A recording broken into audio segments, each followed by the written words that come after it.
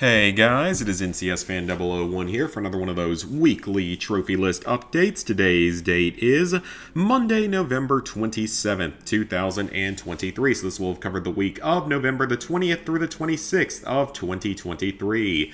Man, the year is already almost gone. 2023 definitely went a little bit faster than the last couple of years.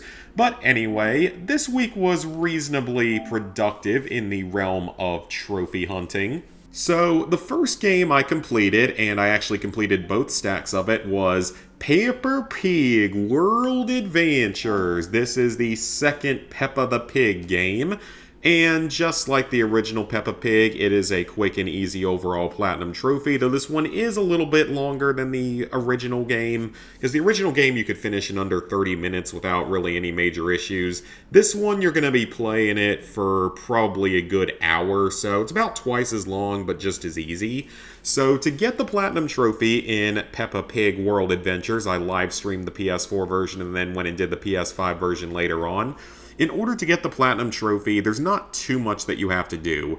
You have to go to pretty much each area, because basically once you get through the tutorial section, you go to a cruise ship, and it'll take you to different landmarks around the world. So for the first one, I think you can actually do them in sort of whatever order you want, though. So when you go to New York, you simply have to go to the top of the skyscraper, which is the main objective of the area, because once you finish the main objective of an area, it'll send you back to Peppa's house so that you can get in the car and go to another location afterward. The Christmas tree in Germany is actually not the main objective in Germany. The main objective is to go all the way up the hill and return some toys to like a toy stand. But once you do the Christmas tree decorating, I believe you can just leave the area by going back to the left, and I think that's okay. Then when you go to Australia, I think the main objective is to find the treasure from what I remember, but there are a couple other things you can do, like go to a picnic in the middle of the outback. Then in Barcelona, the playing football or soccer on the beach is the main objective that gets you out of here, but there are a couple other things you can do, like exploring, I guess it's a church or something. Then in Italy, pizza is one of your sort of two main goals, along with writing and sending a postcard using a mailbox. So a couple of things to do there. There's also like a house you can explore at the beginning of it, so Italy's got a little bit more you can do. Paris, your main objective is to go up the Eiffel Tower and view the Arc de Triomphe and Notre Dame. With London, your goal is to first talk to the Queen, because I believe this game was made when the Queen was still alive. So you talk to her, and then she takes you on like a bus ride. You have to reset Big Ben, and then you just have to do like a action movie style jump over the raised drawbridge for some reason. We'll come back to this one later. Now, once you've completed a couple of the objectives, like I think the guide says maybe once you finish 3 or 4 of them, you can return to the playground, which is at the school in the sort of hub area, and play basketball. That'll get you this trophy. Same thing with this one. Once you've completed a handful of objectives, go to Peppa's house and look for Tittles the turtle. He will be in like one of 3 different places. First, you have to pick him up in the living room. Then he'll be hidden somewhere, either in the kitchen or in the like design room or in the bedroom. It's actually not Peppa's house. I believe it's your house. So you just have to go find Tittles then, and you will get this trophy. Pretty simple. Then there's 2 trophies related to Hollywood. This is an unmissable story trophy you'll get once you've completed a few of the other areas. And then you can go to Hollywood, and once you get there, your main objective will be to go do the space carrot catching minigame. And that is basically where you should be getting your platinum trophy. Now, there is this trophy down here for getting 8 souvenirs. I'm not 100% sure if this one will unlock just by doing the bare minimum in each area, because there are other souvenirs you can collect by interacting with certain objects, such as the one in New York. You can just go interact with a sticker that is on the mailbox right before you go into the Empire State Building or whatever you're going up. So you interact with the sticker, it counts as a souvenir, it gets brought back. When you go to the beach in either Barcelona or Australia, you can pick up a shell on the sand, and that counts as a souvenir. So I think you get some of your souvenirs just by completing each of the areas, but you might not get enough, so you might have to interact with 1 or 2 other items throughout the game to get this trophy.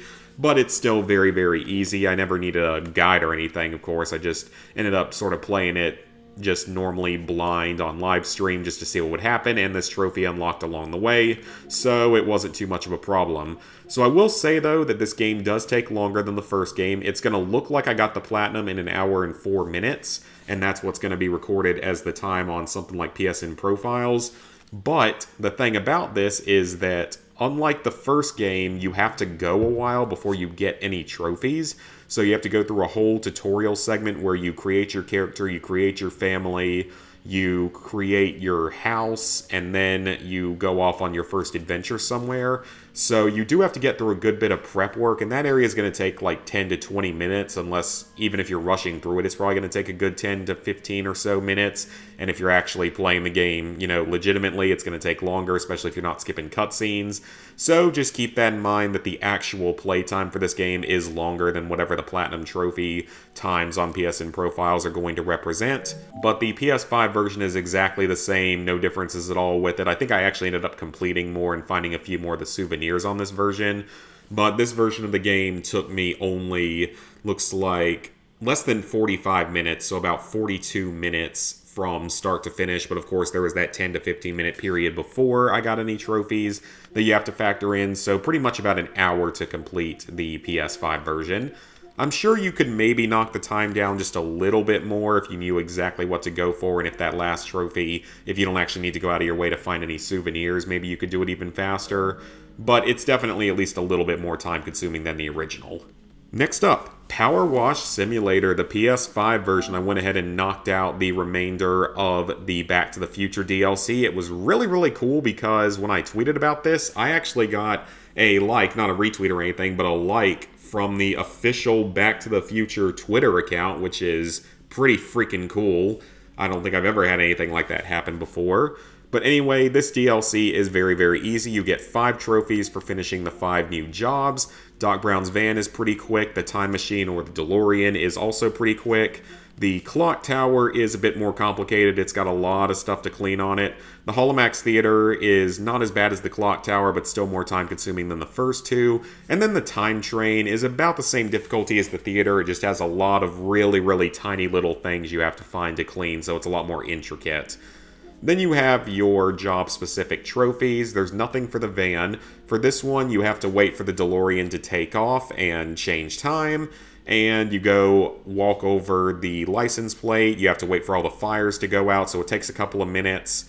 And at the end of the job, it takes a couple of minutes. Just wait until everything goes away, and eventually the DeLorean will reappear, and this trophy will pop. In the clock tower, this is as simple as interacting with a certain part of the clock tower when you're up in the gears, cleaning those out. This is as simple as standing on a little red X on the ground in front of the theater and getting eaten by the holographic shark.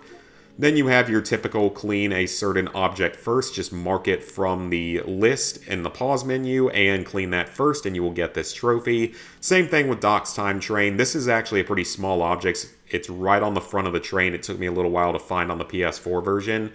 But yeah, simple, easy, very enjoyable, as with the SpongeBob DLC and the rest of PowerWash Simulator. Definitely hoping that we continue to get more DLCs for this game at some point in the future. Though I wouldn't mind if they only did it for the PS5 version moving forward, so I wouldn't have to re-download both versions and spend, twice the time. So I just wanted to see if anything looks like it's changed in the main trophy list, see if they've modified any of the trophies, because I remember... Yeah, so that one was initially something slightly different. It had its description changed because it was kind of buggy. But it looks like nothing else seems to have actually changed otherwise. Yeah, nothing else seems to have changed. Gold medals are all the same. Okay, yeah, so nothing else has changed in the base game. I'm not overly surprised. I was just kind of curious because I haven't looked at it in a while. So with the Back to the Future DLC, I'd say it's about a 4-hour DLC approximately if you know what you're doing. So nothing too bad, nothing difficult at all. Just, a few extra hours. And if you didn't enjoy the base game, you're obviously not going to enjoy the DLCs. But if you enjoyed the base game, you should have a lot of fun with these DLCs, especially if you're a fan of SpongeBob or Back to the Future and get all the references and such. So yep, PowerWash Simulator, both versions back to 100%. Next up, we have the PS5 version of Waifu Impact. Remember, I did the PS4 version as my 767th Platinum. I did it on a live stream along with Windmill Engine and then some power washing. And after that, I didn't really feel like playing the game again right away because it's not a very good game, but it is an easy platinum trophy that can be completed in a little bit over an hour. So for those who don't remember, this is basically, I guess you could call it Waifu Battle Royale. You get dropped onto a giant island and you have to shoot other waifus with water guns that make certain noises and shoot certain colored liquids because, again, they know what they were doing with this game and the audiences that they were pandering to, along with the trophy hunters because the platinum trophy is pretty quick and easy overall. So once you're onto the island, you have to collect 25 stars across the island. No guide is required for this, but I would say you might want to look at one just to speed things up a little bit, but given the amount of kill grinding you're going to have to do, it's probably fine if you don't look at a guide because by the time you find all the stars, you still won't have all the kills done. But there are 25 stars. Most of them are pretty easy to find. A few of them are in tougher to reach locations, but nothing too bad. Then you have to unlock all of the characters in the game. So all of these bronzes, these 5 bronze characters, these are all unlocked simply by finding all of the stars in the game. And then there's also a trophy down here for unlocking all characters in the game. Most of them are unlocked by just collecting all of the stars. But the last one is unlocked by defeating the Super Waifu, the boss gigantic waifu that spawns in at random intervals, or maybe if you've gotten a certain number of kills, or after you find a certain number of stars or something. I don't entirely know. But once you kill that boss, you'll get your last character, and you'll be able to get this trophy. Now, the only thing that kind of keeps this from being like a 30-minute platinum trophy is this set of trophies for finding these gallery pictures. And to get the gallery pictures, you have to get 25 and 50 kills respectively for these trophies for each of the first 7 characters. So 50 kills with each character, each of the first 7 characters. That is a grand total of 350 kills you're going to need. And by the time you have found all the stars and done everything else in the game, you might have 2, maybe 3 characters done. So you're going to be a long way from being done. So with the different characters, Haruka, I believe, is the starting character, and she has like a pistol, basically, as her weapon, which isn't very strong. Sine, I believe, has a shotgun-type weapon, so very good at close range, but otherwise useless. Yukina, I believe, is the one that has the sniper rifle, slow firing, but extremely powerful with very long range, probably the most effective weapon in the game. Then there's also, between Aiko, Akane, and Setsuna... Oh, it's only 6 characters. Is it only 6 characters you have to get that for? Let's see. Haruka, Sune, Yukina, Aiko, Akane, and Setsuna. Okay, so it's only 6 characters that you have to unlock the gallery pictures for. I thought it was 7. But anyway, the other characters, one of them has basically a machine gun. One of them has like a handheld submachine gun or machine pistol or something. And the other one has... something else. I mean, they're all fairly similar weapons, but I can't believe I'm talking about this the way that I am with it having, you know, weapon selection, all that kind of stuff. Where's our Battle Royale mode, our online Battle Royale mode for this game? You know what? Actually, no. Knock on the wooden table. Please, for the love of God, developers, if you're watching this, don't add some shit like that in. But yeah, that's this game. It took me a little bit over an hour on the PS5 version. It's easiest to grind your kills in the arena because you can just rack them up a little bit faster that way. So yeah, that's all that really needs to be said about this game. Like I said, it was probably made for certain audiences, and it has a quick, easy platinum trophy overall. Not a particularly good game, though. I would only suggest buying it if you are into this whole waifu scene and you want to like live stream it or something, because that's the main reason I play a lot of these crappy games nowadays, is to make live stream content out of them, because it can be a lot more fun to do it that way. And finally, I've made tons of progress on LEGO Ninjago Nindroids. Despite the fact that I only have 48% of the trophies unlocked, I am over 90% of the way through the game. There's not a whole lot left to do. All that's left at this point is, I think, 11 gold bricks and maybe like 10 more characters I have to purchase, and that should be it. So we're pretty close to the end, and almost all those gold bricks are in the very last level that I haven't actually gone back to for free play yet. So 100% the game simply requires you to complete all the levels, find all the mini kits, find and purchase all the red bricks, purchase all the characters, and, well, get all the gold bricks. And I'm not sure if the arena actually counts toward this because it doesn't give you any gold bricks or anything, but it does give you some trophies. So 100% the game, and then build the golden dragon in the hub. This is the reward that you get for 100%ing the game, or for finding all the gold bricks specifically. Now, I will say, though, this game has been kind of annoying compared to some of the other LEGO Vita games because it's another one of the ones where there are 10 gold brick challenges on each of the 31 levels, but some of the gold brick challenges can be a little bit trickier or more annoying to do. And the main problem is that a lot of them are very mutually exclusive to where you can't get all of them in a single run, even if you have the characters unlocked that you needed. For example, one of them might be like complete the level without using special moves, but then part of the multi-challenge will be complete the level with at least 3 kills from special moves, stuff like that. So a lot of random mutually exclusive crap, and then a lot of the levels require you to complete the level maybe as a civilian, and then they have a separate requirement to complete the level as like a serpentine character, which is just really, really dumb, so it means having to complete levels multiple times. And I do think some of those challenges are possibly a little bit buggy, to where it seems like I've completed the level as the character that they want me to complete it as, but then it won't unlock the requirement. Maybe I'm just using the wrong character or something, but it seems like that's happened multiple times. As far as I can tell, though, for the most part, you don't need to complete entire levels playing as the specifically marked character. Just completing the very end usually seems to count, but at other times it didn't, so I don't know if I'm just missing something there. I don't fully know. And then another weird quirk of this game is that unlike most LEGO games, when you go into free play on levels, the game, it auto-selects your characters for you, but 9 out of 10 times, it won't really give you a good layout of characters. Like, for example, say that you need to complete your level as a civilian, you need to blow up a shiny silver object in it, you need to blow up a gold object in it. So those 3 requirements would each require you to have a different type of character, because none of the civilians, well, actually, no, I think the spaceman technically counts as a civilian, but let's just say you have 3 different requirements in the level. You have to break a silver object, break a gold object, and go through a small hole somewhere. So let's say you have those 3 objectives. More often than not, like a good 9 out of 10 times, unless you select a character that has one of those abilities, you won't get any characters with those abilities in this game. For some reason, I don't know why the game is so unfriendly with how it selects its characters for free play, because I swear I've never had that problem before in any of the other LEGO games, at least not that I can remember. So I have no idea why it's designed that way, why it won't give you the correct characters like 9 out of 10 times. Maybe I'm just getting really unlucky, but I'd love to know if other people are having the same issue if you've done this game.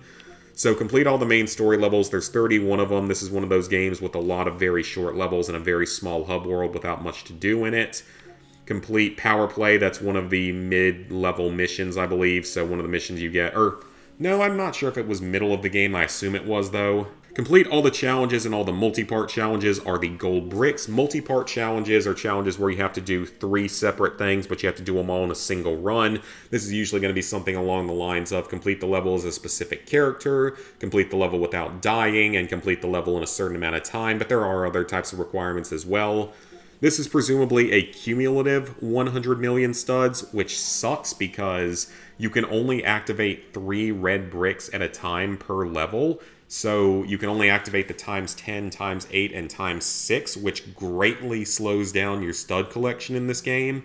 So I'm not sure if finishing the Golden Dragon will like give you a whole bunch of studs, if it's like a stud fountain like some of the other games do, or if it's just going to be an extra cosmetic thing. I hope it's some kind of stud fountain, because farming out 100 million studs is going to be pretty miserable, especially given that a lot of the characters cost like 20 to 30 million studs in this game, and there's no really great way to grind them. There's like the Apocalypse mission is a good place to grind them, but even there, you still can't get tons of studs per playthrough because you can only activate 3 red bricks at once.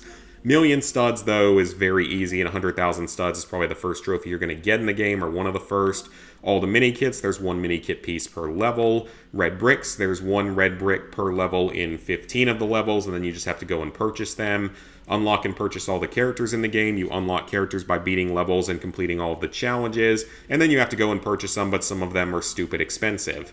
You have to unlock all variations of Kai, Jay, Zane, Cole, Lloyd, skeletons, and snakes. So this is all just going to come along with unlocking and purchasing all of the characters.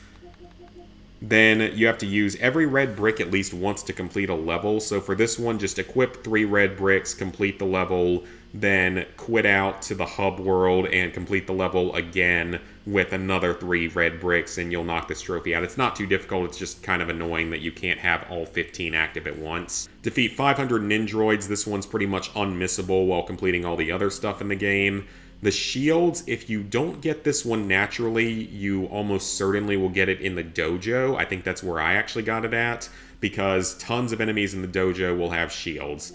Lasers, same thing. This one will most likely come naturally by beating the game, but if not, you'll get it in the dojo. 100 enemies using special moves, again, same thing. If you don't get it by playing naturally, you can easily get it in the dojo, which is basically like an arena area.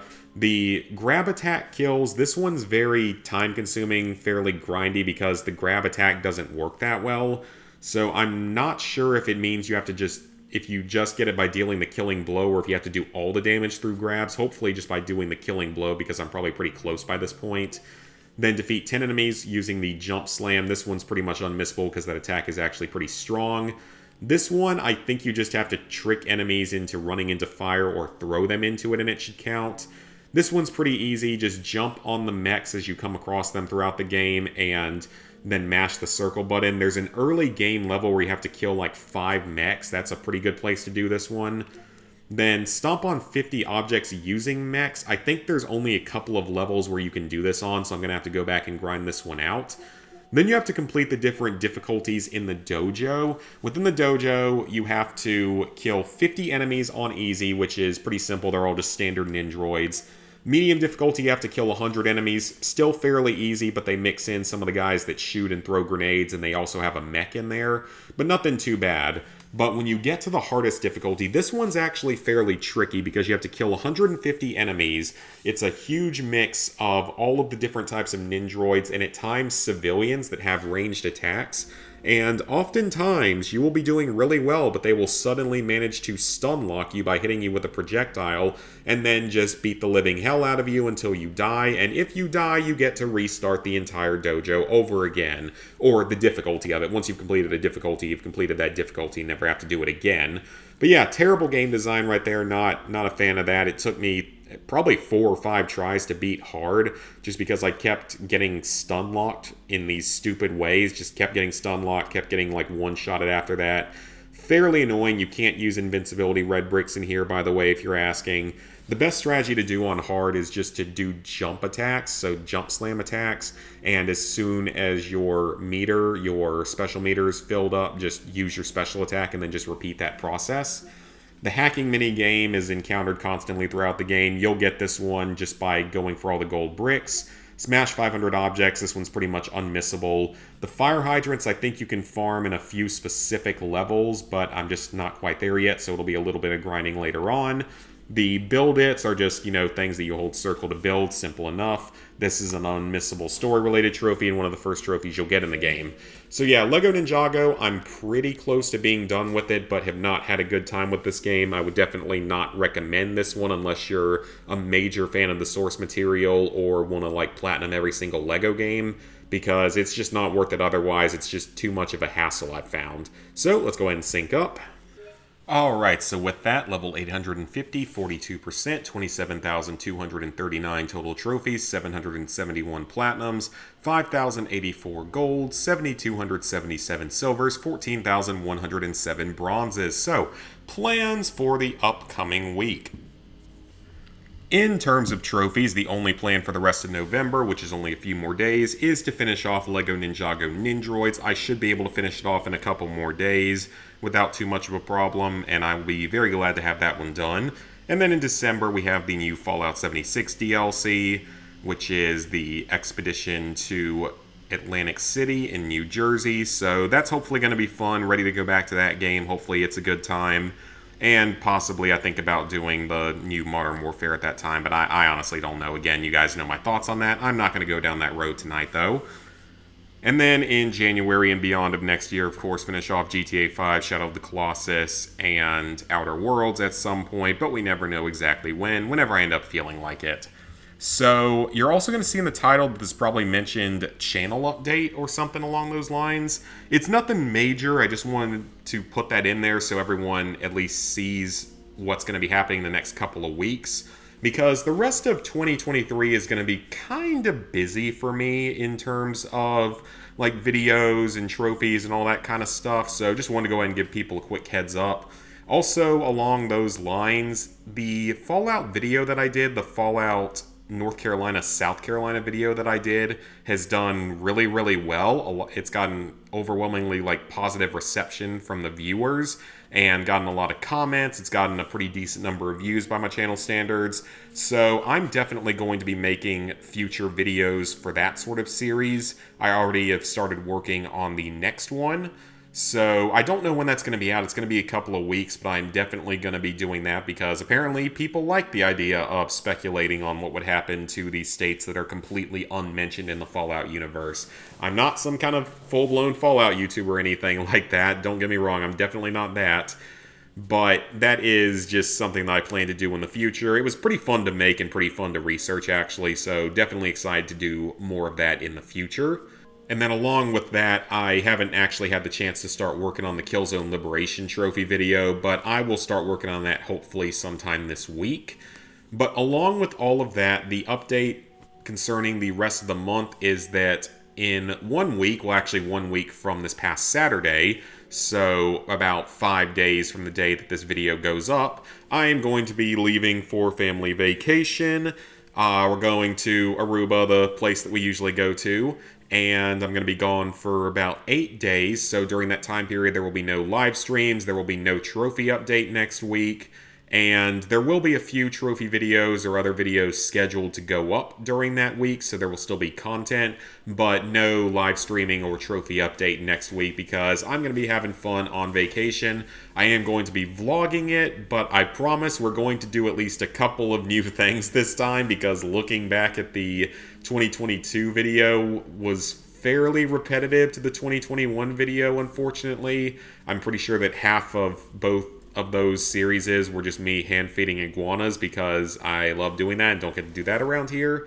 But yeah, I promise there's going to be at least a few new things this time, so definitely looking forward to vacation though, definitely going to be much needed. This has been a rather stressful work year. Of course, I've talked about previously, we had some layoffs like a month ago out of just absolutely nowhere, so we will see what happens with all of that.